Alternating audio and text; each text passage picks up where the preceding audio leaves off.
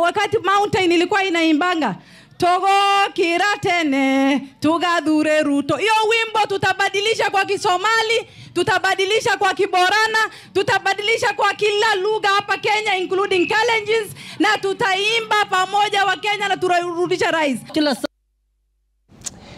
All right, Member of Parliament speaking in Garissa about the road to 2027, and haven't we seen so much campaigns? You'd imagine that the election is in August. It's not. It's more than 2 years, 6 months to come, because the election will be around, is it 9th or 10th of August 2027? But a lot has been going on, different voices that we've heard.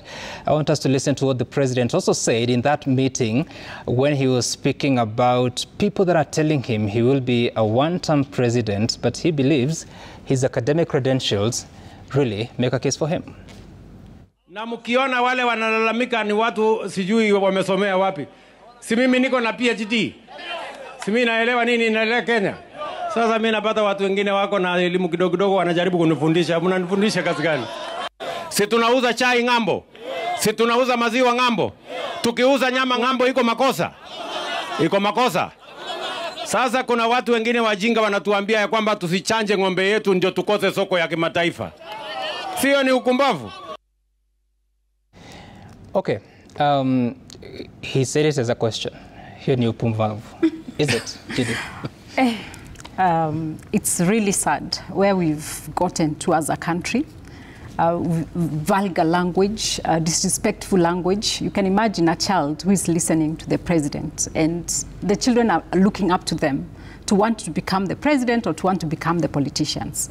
So I think the country, we are really losing our values. The presidency, slowly, and not only that, just the presidency, basically leadership, whether it's within the Senate, whether within the parliament or within the governor, or even at the county level.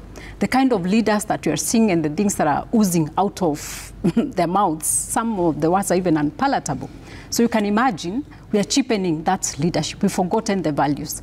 And for as long as we're not thinking of politics anchored on issues, on values, on integrity, on respect, then I don't know where we are headed as a country. The moment we start cheapening institutions that we lead, then we start actually encouraging even the younger ones coming. So if the president talks like that, now you can imagine what is the MCA going to say or a member of parliament, and what are we telling the future leaders? So I think we need a moment like, kushtuliwa, like where someone needs to come and shake us to come back to ourselves and go back to looking at us as the values that we stand for, patriotism. If you look at the democracy that we've been talking about in this country, we are on a serious decline.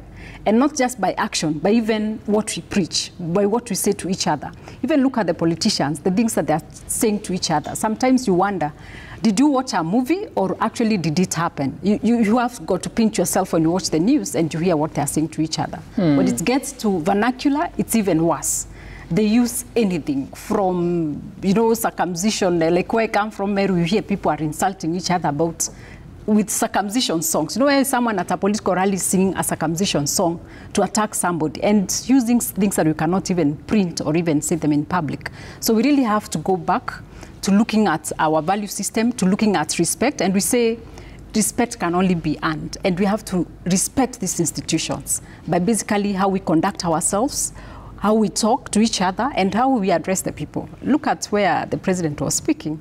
What do you think those people think about them? What will make someone even not to go on social media and draw the president the way they want? Because he's bringing himself to that level, and that's why I think we need to show that respect in the way we address issues and talk to each other. And JB, so we almost at the mid-mark of 2.5 years into this time, if you had to count it from August of 2022, meaning we're just about 2.5 years to the next election. And it feels some type of way that we are so close to another contest. But also, we are a country that for far too long, every other election has had partners. People use a certain language to insult each other. We have heard the words that were used by former President Uhuru Kenyatta against Raila Odinga, what was used by the current president against Raila Odinga. Now today they're working together for an election that is next week on Sunday. What should this be telling the electorate, and where are we headed now? First of all, Sam, let me say that politicians in this country are a bad example in everything they do. How they behave, how they speak. The general character of our political leadership is a bad example. And listening to the president speak today, I'm saddened that just 2 weeks ago, at a place somewhere in Elgeyo Marakwet, when he was officiating the launch of Kenya Medical Training College, the president implored on everybody that we should take a whole society approach in addressing the issues, especially on morality in this country, and just in ensuring that our young people behave well. And here he is, 2 weeks later, now using the language that when people pick it online and do what we call in the street kukanyaga shingo, then it creates problems for them. Saying that, the mannerism of our politicians is something that needs a study. It does, because if somebody uses certain language on you to describe you and about you, and less than a year or two later, you people literally share the same bed, then it calls for a study into, one, your morals, and two, your character. Because they've made it such a way that anytime they want to achieve a particular interest, then they're the best of friends. But when they're seeking certain positions and offices, then they want to create a perception amongst Kenyans that politician A is the worst that can ever emerge in our lifetime, and politician B is the best that the angel sent down here, so that we sing Hosanna to them. I want to say that the electorate must be very, very careful. Must be very, very careful. And I think let's thank the social media space, because as a media, sometimes some of these things we tend to play down on them, but online you get it in the raw version. So look at it and please make a judgment. Ask, is this the kind of leader that I'd want to align myself with? Because the things they say, the things they do are clearly not about the interest of the people. So for me, I'll simply say that politicians in this country are a bad example to everybody. So the president in December said, parents take care of their children. Who parents the politician? Oh, we are maybe a very big national kindergarten in the country. Because, you see, there is absolutely no one with a moral high ground. You know, the power to advise someone else is also earned because you conduct yourself in a certain way. But when your language is base, then you can't expect better of those you advise. So on language alone, we are doing really, really badly. And it's been sad watching this degeneration, because the older generation of politicians, and I want to give a cut of the Mwai Kibaki era, you know, from Kenyatta to, there were limits as to how far you can go in not just how you speak, but how you also conduct yourself. I'm really concerned with how the presidency is being treated this way. It used to be really rare for a president to pop out of a sunroof. And presidential functions used to be organized. You go to a venue. Not, and I think we can see some pictures there, Robert, which can show us what presidential functions look like this way. You see, there's something not okay about this. It's good if it's once in a while, maybe an occasional stop, but not the modus operandi of the presidency, because there's something it takes away from the office. But there's something also this image tells us. And that is, and you've seen this image from 2013 up to now, almost every week. We are a country that is permanently on campaign mode. I don't know when we ever schedule time for governance. And there are offices. To the point lately we see very odd, and a very odd trend, which I think anybody with sensitivity to how public resources are spent should have a problem with. We have this trend where now the cabinet has to follow the president around the country for cabinet meetings. There was a cabinet meeting in Kakamega. Right. Yeah, and before that there were some others that, you know, basically you have to follow where he is. I think this is financially responsible in an era that you're talking austerity. It costs a lot of money to move 22 cabinet secretaries around the country. And there's always a reason why there was a capital city. It's to try and organize you as a sort of a corporate entity that runs the country. You have an office. So you can't chase the convoy. You should be in one place, particular days, predictable days, depending on the wishes of the president. It can be Thursdays, Tuesdays, and you know that it's State House or somewhere. But I think maybe there's the excuse of renovations. I don't know why cabinet meetings should be on the road. There's something cruelly irresponsible about it. It's almost an abuse of the position you're holding. Because, yeah, the president can hold a meeting anywhere. But are you thinking about the implications? Are you thinking about the money involved? Because for a cabinet secretary to move, there'll be a driver, there'll be a security person, there'll be, and some of them actually have chase cars. So you move quite a bit. And this is regrettable that we're in a permanent state of campaigns. Right. Now, just a few weeks ago, is it a few days ago, there were these accusations and counter-accusations when the president was in Western, because his critics said, oh, the campaigns have started. And he said, no, they have not started. Wait, not yet. Honestly, there's nothing to wait for. This is it. The campaigns for 2027 are on. And all you need to look at is the content of those meetings. You saw the lady speaking earlier, talking about the song that should be sung in 2027.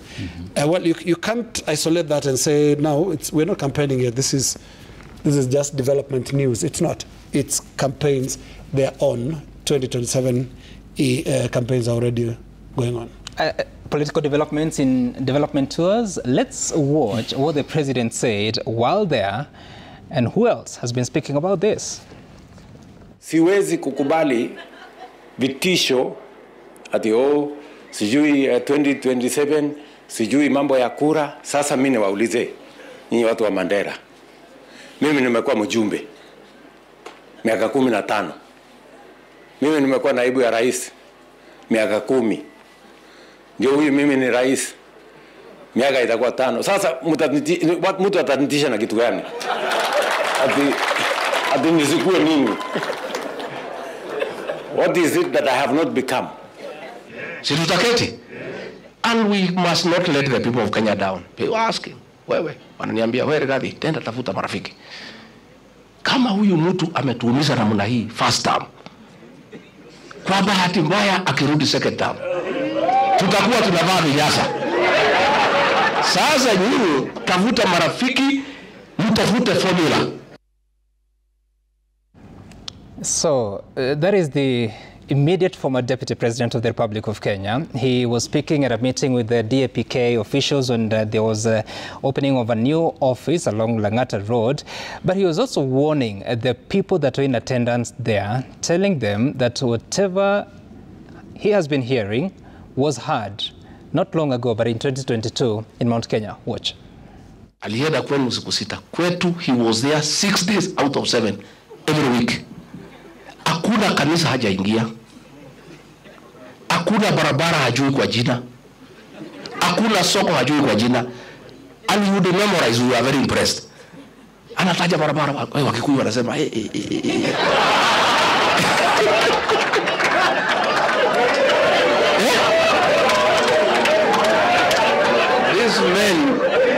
These men called a community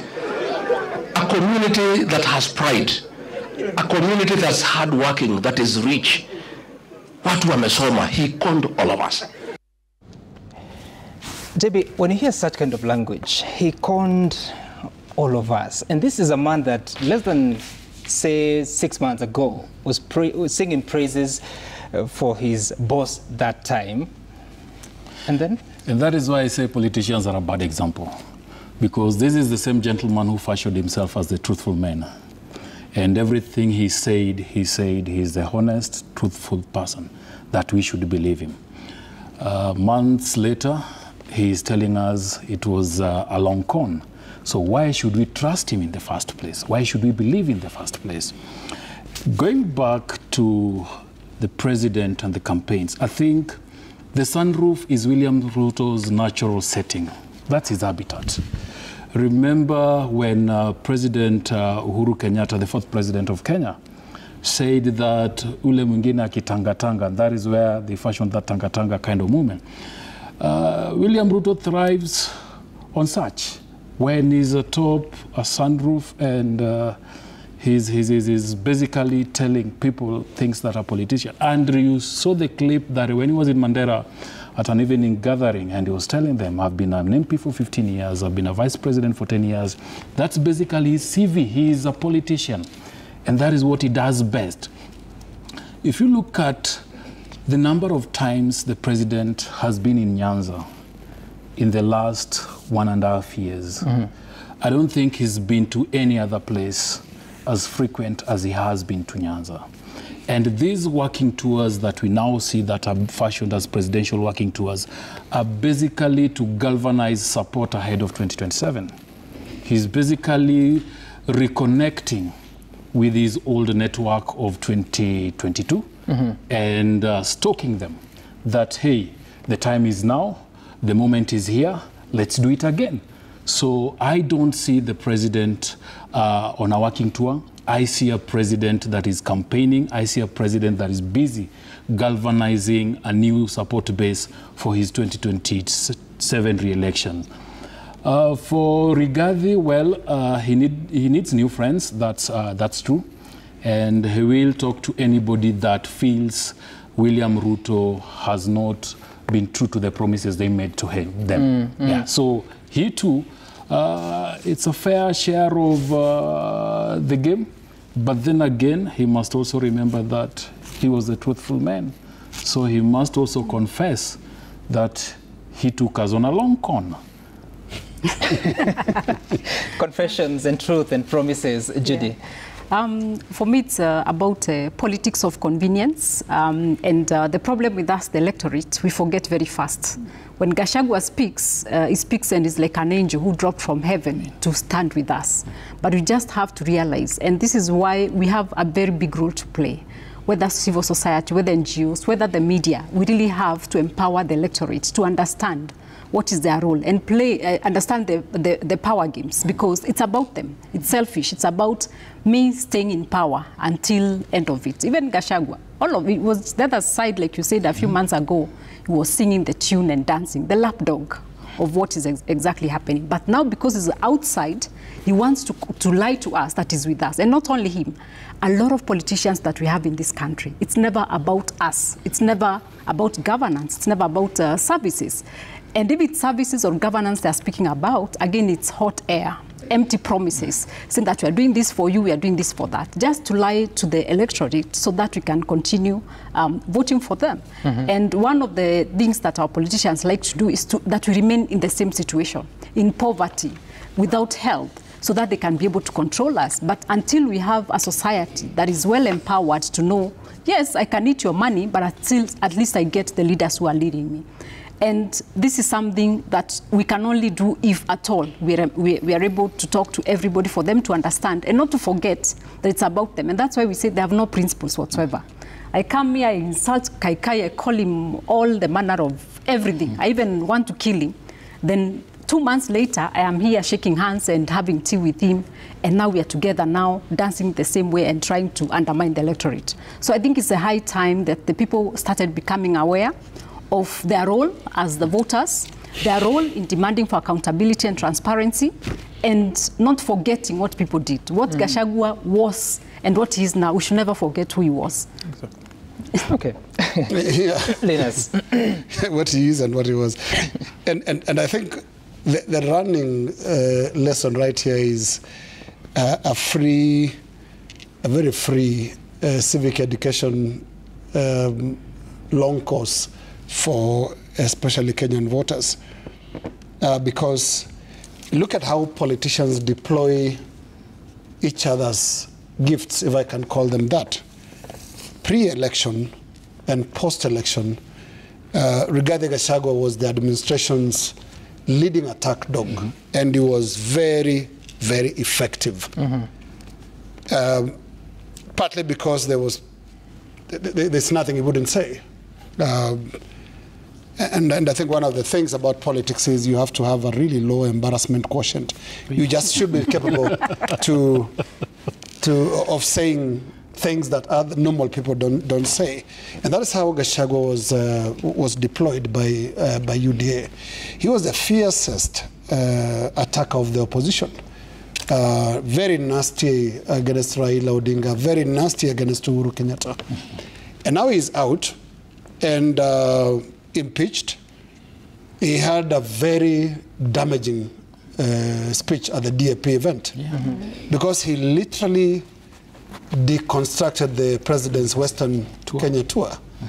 And it was a blow-by-blow suicide attack thing. He completely blew it into pieces. You know, I'm reminded of President Lyndon Johnson of the U.S., who said of Edgar Hoover. Edgar Hoover was a legendary FBI director and you know, quite controversial. And Lyndon Johnson said what he'd rather about Hoover, and he said, "I'd rather have him inside the tent pissing out than outside the tent pissing in." So that's Gachagua. You choose which side you want. Which side of the tent do you want him? Because he used to do a lot of damage in government against the opposition, and now outside, he is very effective at destroying government from outside. And yeah, I've checked the time some, and we are within the watershed period. I can talk about Edgar Hoover and that tent incident. Interesting. And of course, a lot of work has been going on behind the scenes. You've seen the former, no, not former, but the running mate of Raila Odinga in the 2022 general election, that is Martha Karua, reconciling with the running mate of William Ruto in that election, Rigathi Gachagua. There was a very interesting event that you saw there, replete with a traditional singing and, of course, gifts that ideally you would see them in a cultural event, making up, but also there has been questions or other voices from the political side of Kalonzo Musyoka and Eugene Omalo. They have been saying of their preparations for 2027. Watch. We will not leave anybody out. And as I said, there are others coming in. As we speak, you do not see, of course, Jubilee Secretary General here, Kioni. I believe we are all together. Let's not leave out anybody. This is the matter, because then you will give opportunity to Zakayo kuanza kusema wamegawanyika. That we are starting a new journey. We are opening a new chapter. The formation of a new coalition that is going to form the next government of the Republic of Kenya. So Linus, because on this table you have covered more elections than any of us, what is the possibility? Because William Ruto is saying that those guys were speaking that they are going to make me a one-term president, have never been presidents. What is the chance of this team ousting the president? First of all, it's really, really early to draw any conclusions on what will happen in 2027. What has been constant about elections in this country is the shape. It takes shape about 3 to 4 months to the election. And that is when you see the rushing around of writing those coalition papers and entering into agreements and deals. And that's what has been deciding elections for the last few years. Mm-hmm. Remember, in 2013, former President Uhuru Kenyatta and now current President William Ruto, it wasn't looking like they were going to get together until the last minute.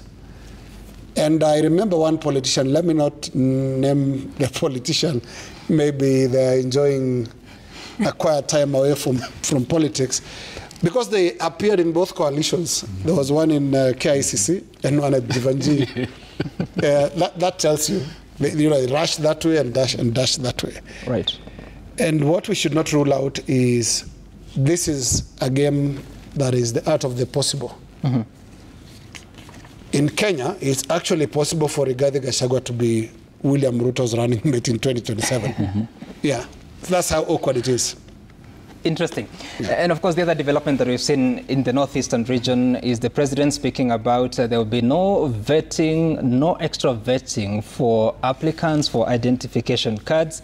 There's been a conversation brewing, JB, I don't know if you want to talk about it, that the voter population has been suppressed over time.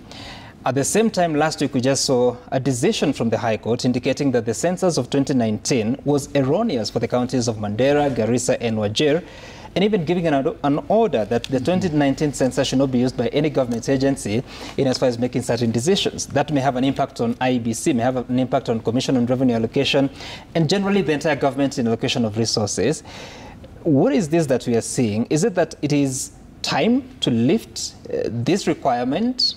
Is it for the sake of the citizens of that region feeling they are actually Kenyan?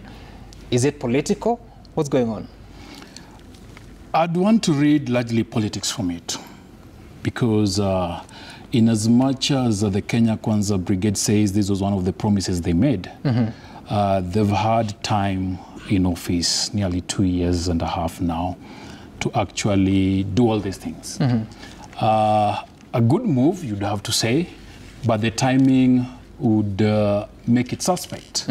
Because this is the time that we see the president trying to galvanize his bases and courting new friends for 2027.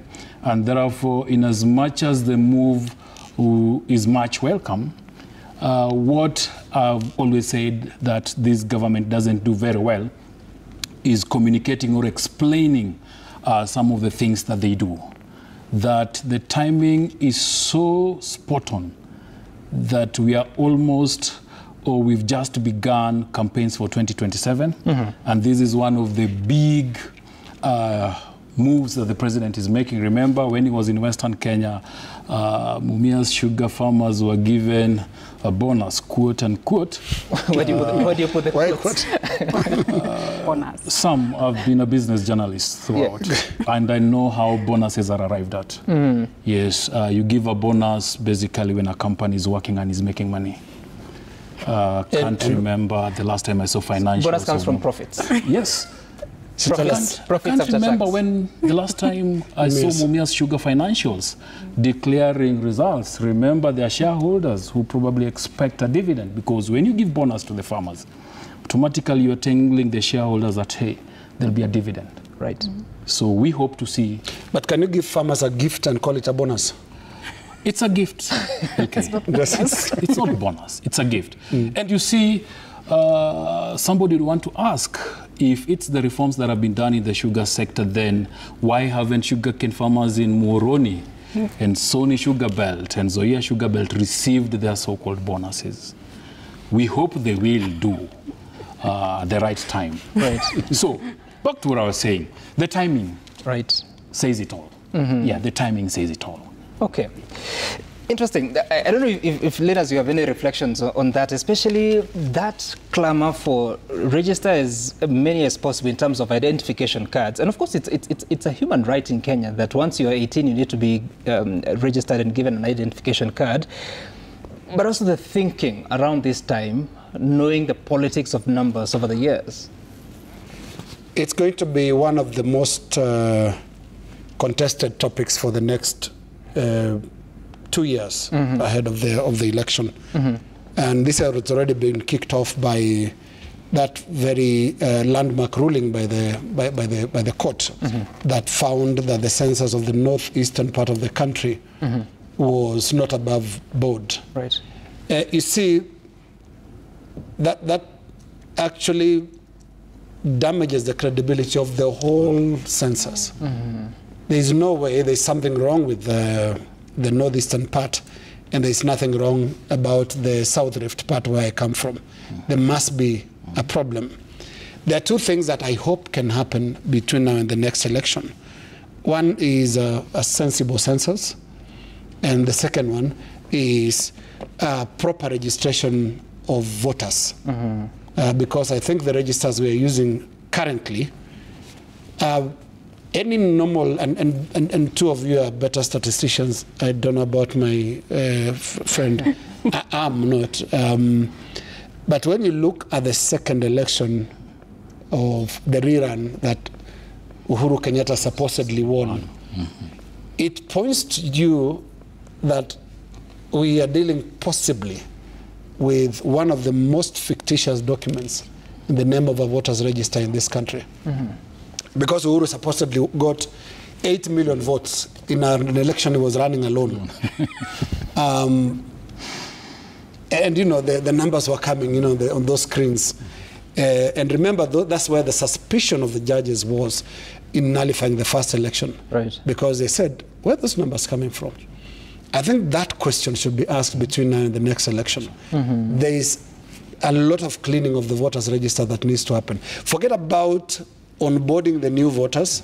That is a right that must happen, and we should stop fearing each other.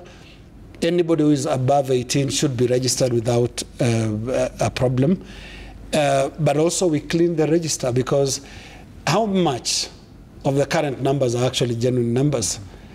Because I did not see 8 million people voting in the second election in 2017, but there were 8 million votes that were cast in favor of one candidate in one election. Right. It tells you that electronically, we could be running one of the most fictitious shows in the history of this country.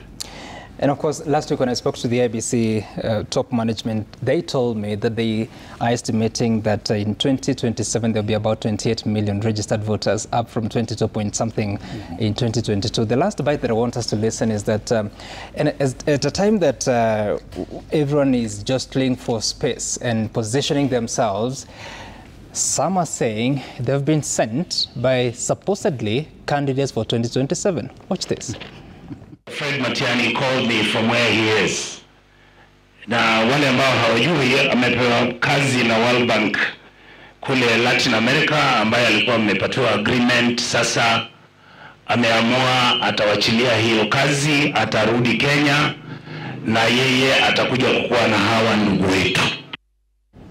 All right, so many names are coming in every other day. What a run shall we have in 2027? I don't know, you have any final thoughts? Yes, one of the things, like Lena said, it's too early to know. Things change very fast. And just even before we come to this point, of course, there's the issue of the system that even we put in place. For example, if you look at the voters register, it's always open for manipulation. Because I think from when I started journalism in Kenya, from 2006, these issues keep on being the same. The system is never fixed so that it's open for manipulation. For now, we'll hear everyone dropping their names. And for now, I think people are dissatisfied with what is happening. That's why we've been on campaign for the last 5 years. And we'll continue like that until the next election. But of course, everyone will come in because they want to have relevance. You know, you want to raise your demand, or you want to raise your profile, so that people can see like you have a big following. And that's why you realize there are so many of them. You realize Martha Karua has already announced that she's running for presidency. You've heard about Matiang'i, you've heard about Kalonzo. There are so many that are coming up. And remember also the Gen Z. They're also saying they also want to lead.